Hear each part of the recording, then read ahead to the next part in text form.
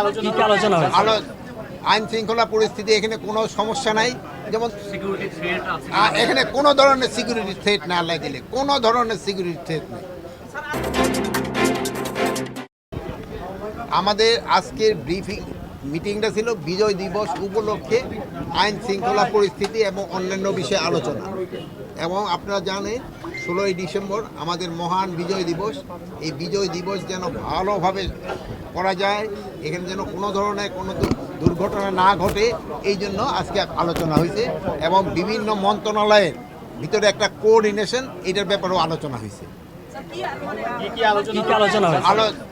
আইন শৃঙ্খলা পরিস্থিতি এখানে কোনো সমস্যা নাই, যেমন এখানে কোনো ধরনের সিকিউরিটি থ্রেট না আল্লাহ দিলে কোনো ধরনের সিকিউরিটি থ্রেট নেই। ওইটা তো 16ই ডিসেম্বর।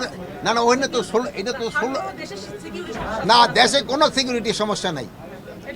পলিটিক্যাল অ্যাঙ্গেল থেকে 16 ডিসেম্বরকে কেন্দ্র করে কোনো নাশকতা হতে পারে কিনা?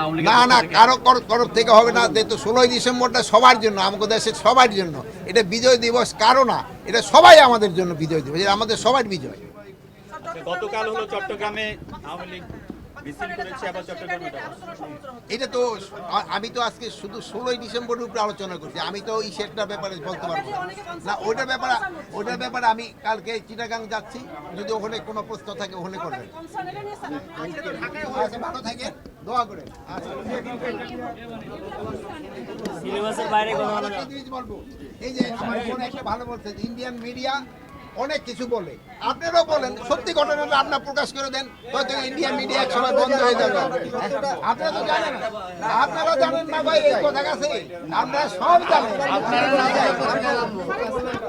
সব